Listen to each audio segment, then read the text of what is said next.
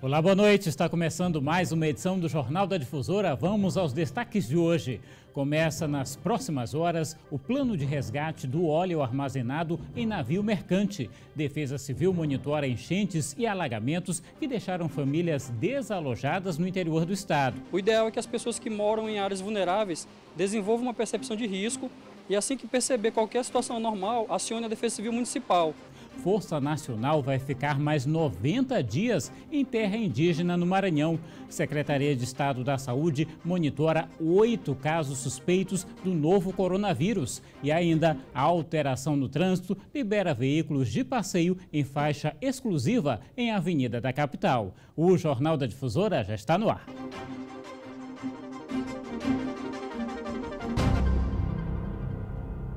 E a gente começa falando sobre a chuva, porque a Defesa Civil Estadual tem monitorado enchentes e alagamentos em todo o estado. Nos últimos dias, famílias ficaram desalojadas nas cidades de Grajaú, Imperatriz e Trizidela do Vale. Março e abril são os meses mais chuvosos na região norte do estado, e aí inclui a Grande Ilha. A chuva que tem caído aqui na capital São Luís tem trazido alguns problemas, principalmente para aquelas pessoas que vivem em áreas de risco aqui na capital maranhense, como deslizamento de terra e alagamentos. Tem chovido também bastante no interior do estado e trazido transtornos à população. A Defesa Civil tem feito o monitoramento permanente em todo o estado e orientado a população. O ideal é que as pessoas que moram em áreas vulneráveis desenvolvam uma percepção de risco e assim que perceber qualquer situação anormal, acione a Defesa Civil Municipal. Normalmente ela é acionada através do número 153. Muitas cidades já enfrentam sérios problemas por conta dos temporais, entre elas Imperatriz, Pedreiras e Presidente Vargas. Problemas históricos, como já ocorreram em 2009 e se repetiram em 2018. Outra cidade que sofre com as fortes chuvas é Grajaú.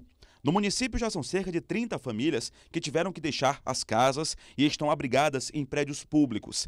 Em entrevista à repórter Nice Ribeiro, a Defesa Civil Estadual confirmou que o planejamento para atender as cidades foi realizado desde o início do ano e os municípios também devem colaborar com o Estado com informações e ações. A primeira resposta ela é inicialmente dada pelo município. Quando o município ele tem a sua capacidade de resposta comprometida, aí o Estado entra com apoio devido para complementar essas ações. Desde o início do ano, no começo de fevereiro, foi realizado um encontro com todos os municípios maranhenses no auditório da FAMEM e lá foi explicado como é que as ações devem ser desenvolvidas, o tipo de planejamento que eles devem executar e também o gerenciamento do risco de desastre e a gestão do desastre em si. Olha só, somente em Imperatriz, nesta tarde, choveu cerca de 110 milímetros e a previsão é de mais temporal agora à noite.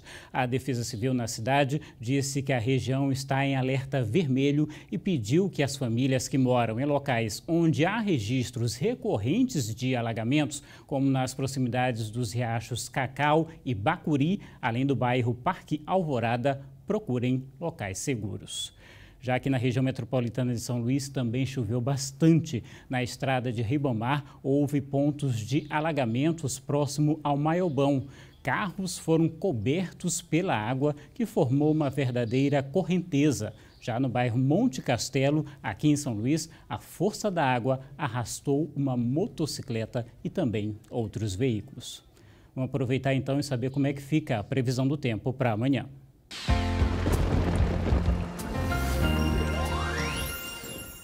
A gente começa com Imperatriz, por lá sol, muitas nuvens durante todo o dia, período de nublado com chuva a qualquer hora. Olha só, a temperatura fica a seguinte, a mínima de 22 graus e a máxima de 29.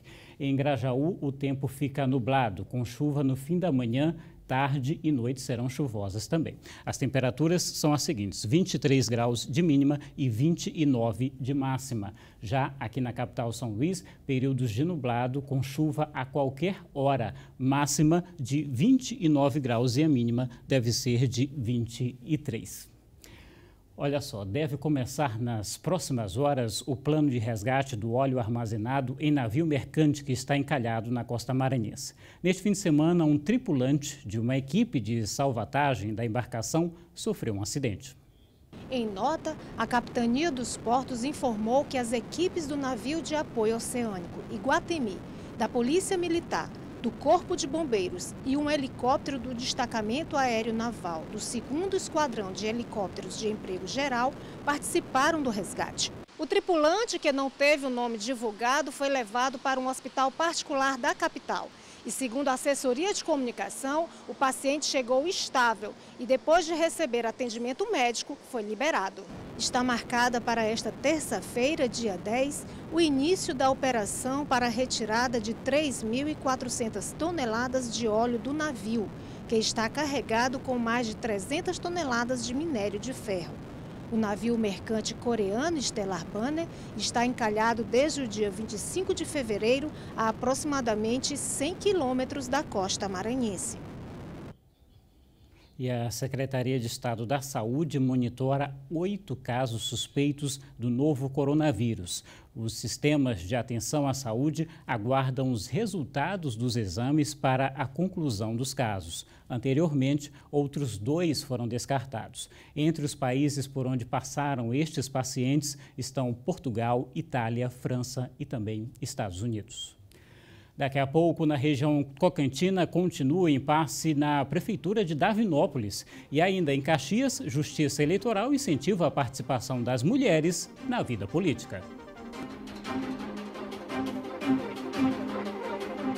Atenção para essa informação. Está com dificuldades para pagar as parcelas do seu veículo? Está com parcelas em atraso? Comprou 1 e paga 2? A Nacional G3 reduz sua parcela na hora, sem ação judicial. A Nacional G3 é uma empresa que atua há mais de 10 anos em redução de parcelas de financiamentos de veículos e garante a redução da sua parcela de 40% a 80% na hora. E você só paga a próxima parcela com o valor reduzido.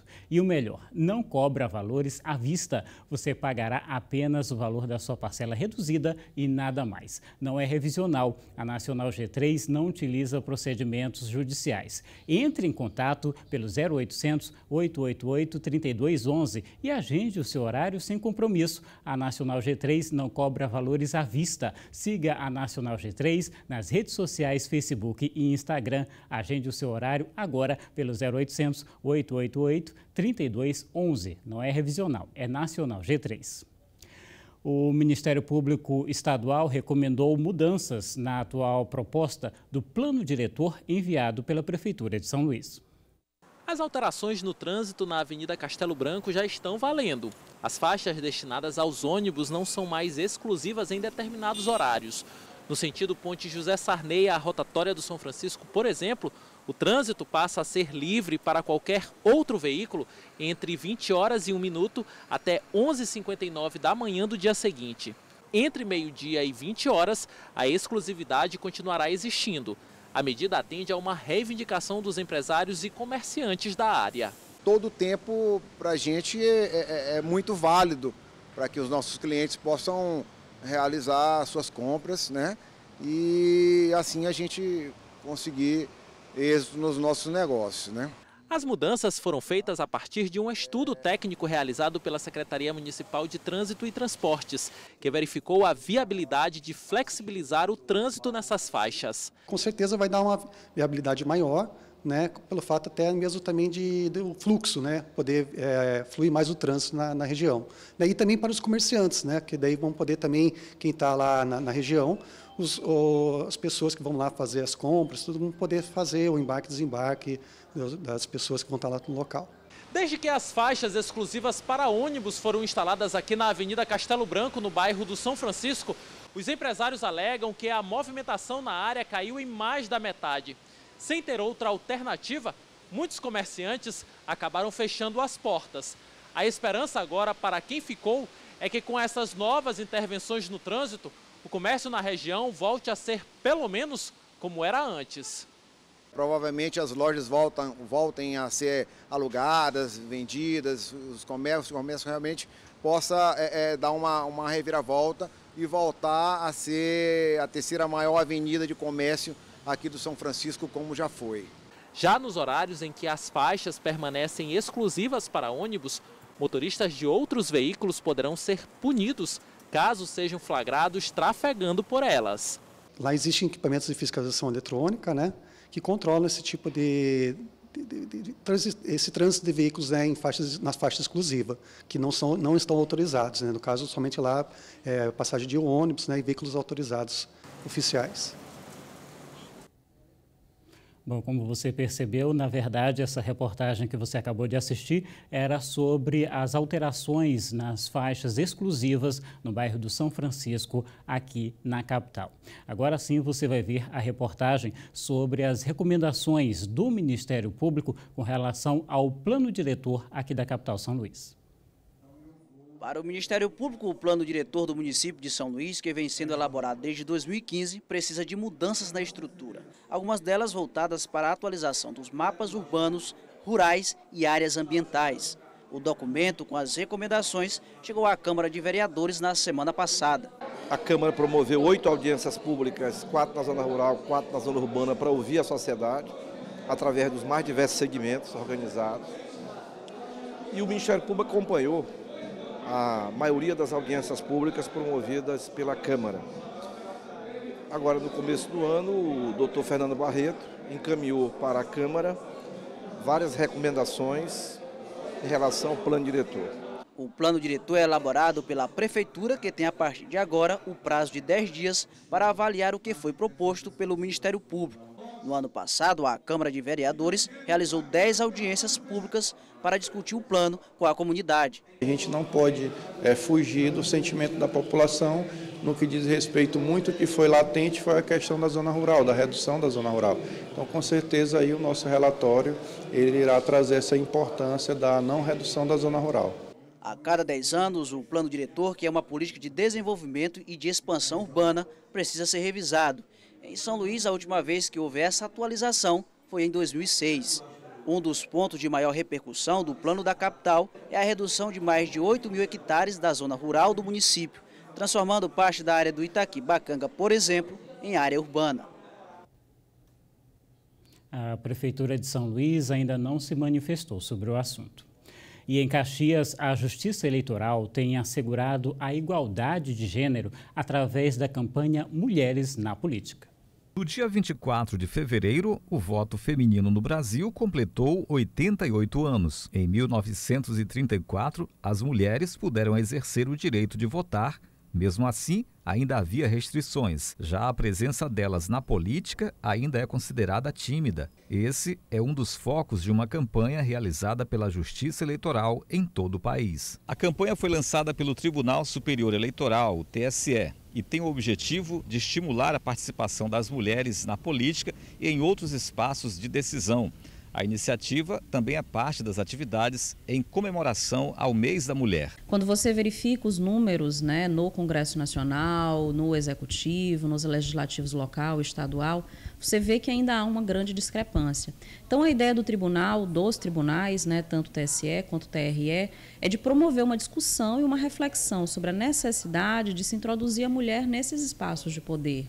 É necessário que os partidos políticos fomentem essa participação feminina e que a mulher encontre um ambiente propício também para realizá-la. A advogada Camila vê de forma positiva essa mudança na legislação eleitoral. Os passos que têm sido dados através do incentivo que o TSE faz com a campanha, né, das mulheres na política, com os 30% do fundo eleitoral que precisa ser destinado para as candidaturas femininas. Então, são incentivos que são importantes, mas a gente precisa de ver as mulheres na política tomando voz, tomando poder de decisão sobre a sua vida. Já em Davinópolis, na região tocantina, continua o impasse na prefeitura. A dúvida da população é quem irá comandar a cidade.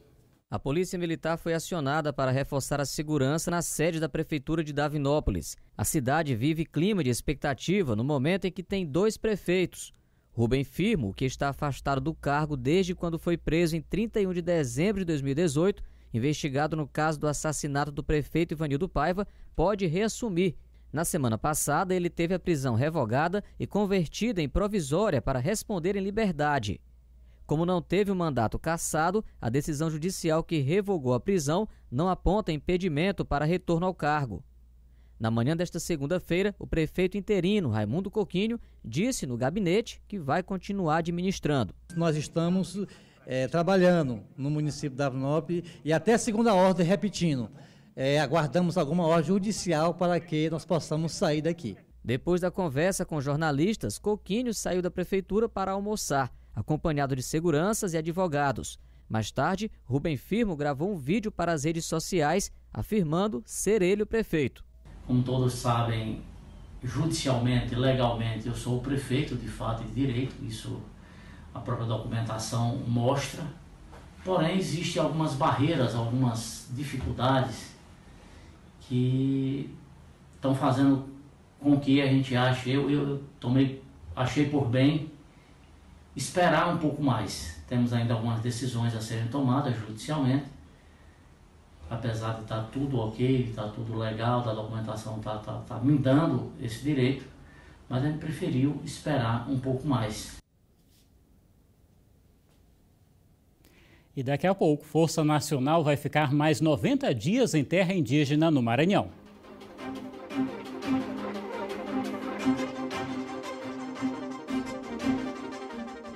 A Força Nacional vai permanecer por mais 90 dias na terra indígena Canabrava, Guajajara, aqui no estado, para garantir a integridade física e moral dos povos indígenas, dos servidores da FUNAI e também dos não índios. O prazo segue até o dia 6 de junho. As atividades de segurança da Força Nacional serão em apoio à Fundação Nacional do Índio. O número de militares disponibilizados vai obedecer ao planejamento definido pelo Ministério da Justiça e também Segurança Pública.